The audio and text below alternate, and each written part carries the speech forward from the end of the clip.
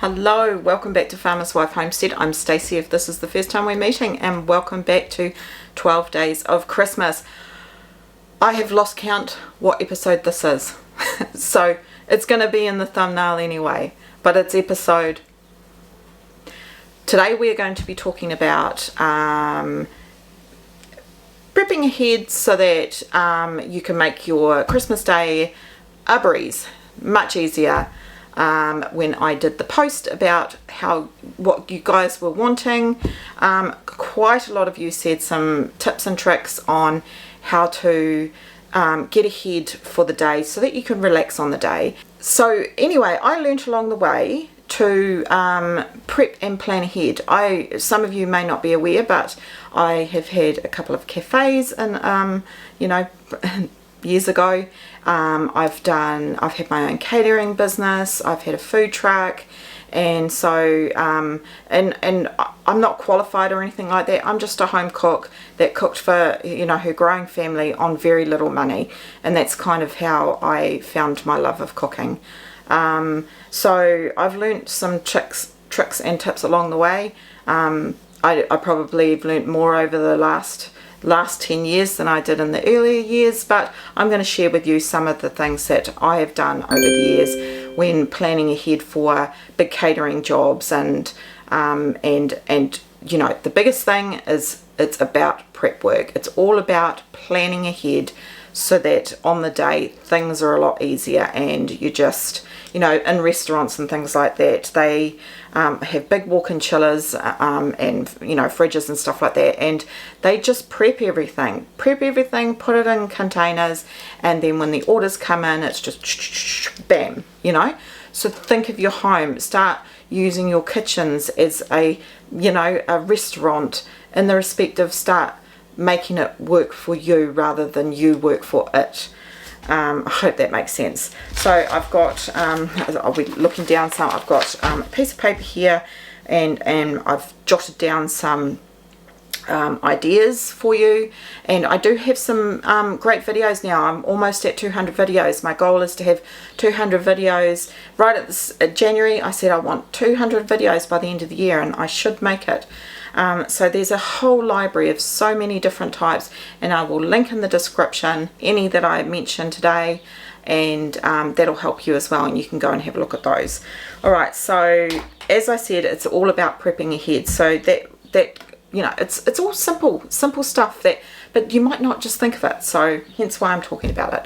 So it's okay to pre-prep most of your vegetables.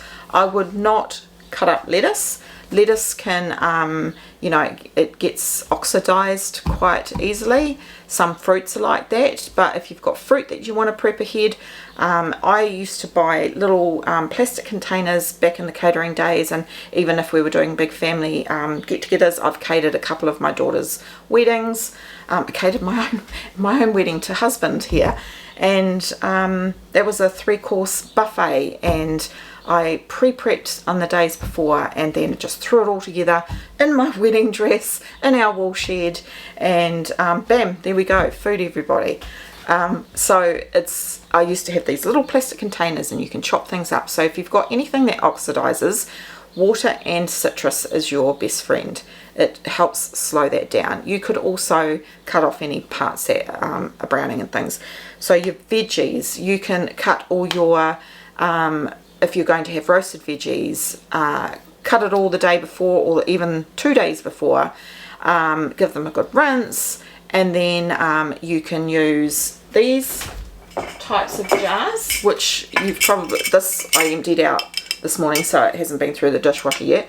So these jars with the clip lids are fantastic. Put a little bit of paper towel in the bottom, and I do have footage that I can link here.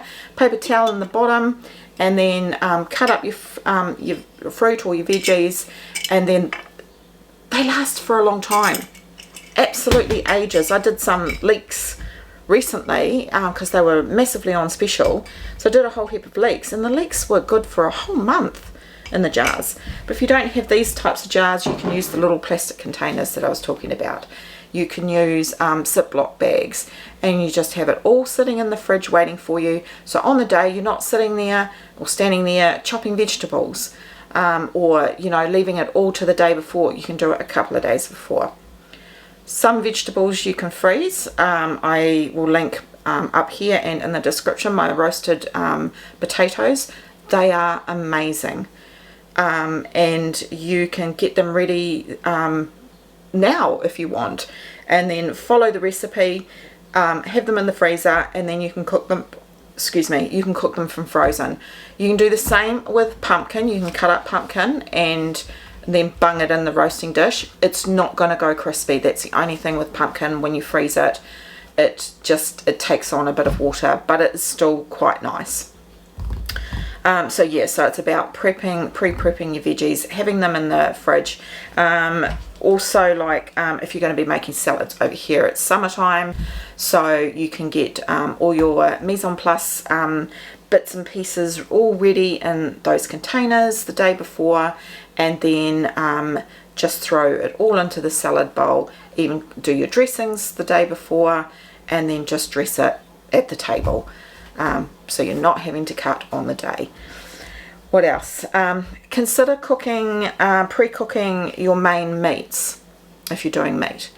So what I mean by that is, if you don't mind, like if you're just having like the chicken roll, for instance, you can make that a few days ahead, and then you just reheat it until it's piping hot, and have a gravy with it.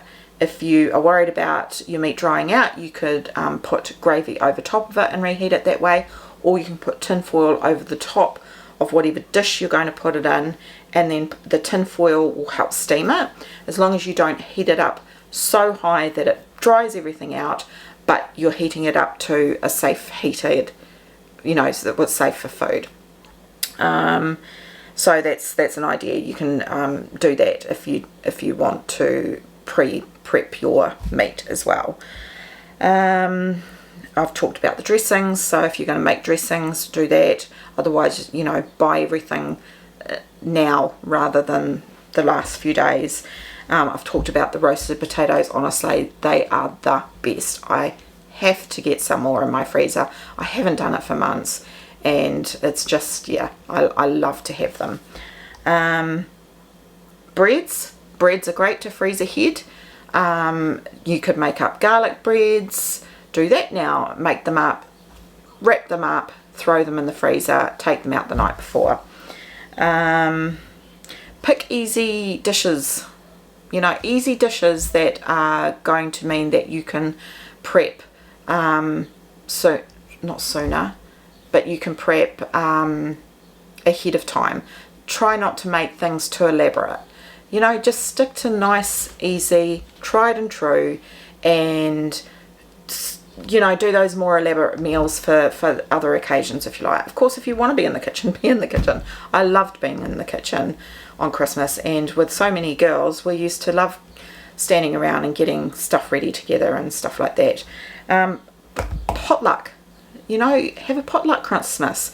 Everybody decides what they want to make, and everybody pitches in and brings it. You know, it doesn't all have to fall on you to do everything on the day.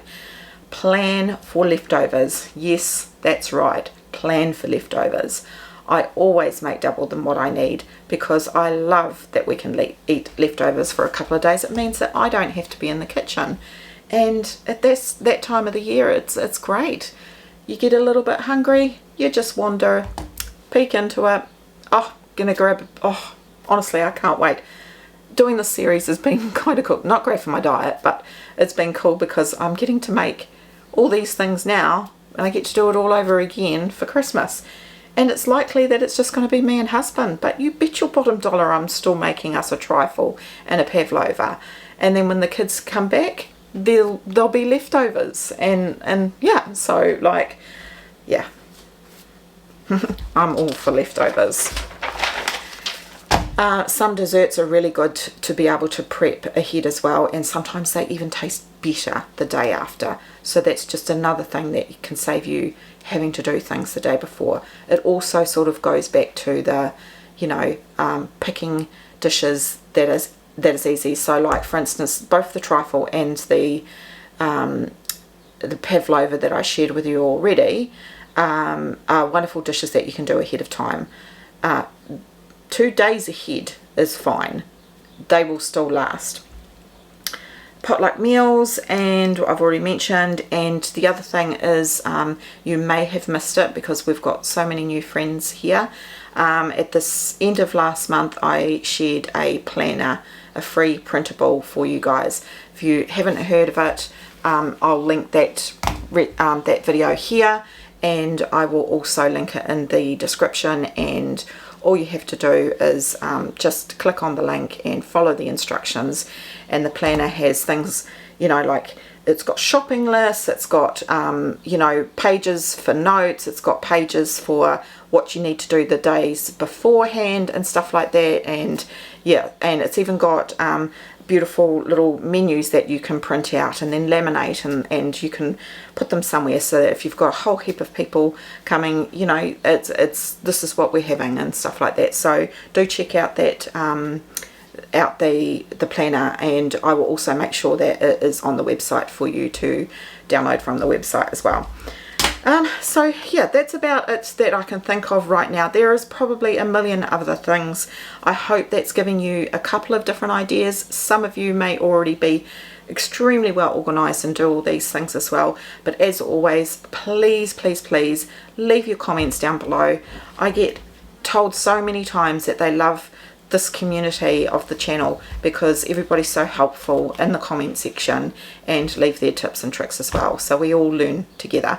So please do that and tell us how you plan ahead and how you make things easier for yourself. So yeah, so I think we're probably roughly around halfway through the 12 days of Christmas, and I hope that you've been enjoying it, and I thank you for being here, and yeah, I look forward to seeing you on the next one. All right, bye for now.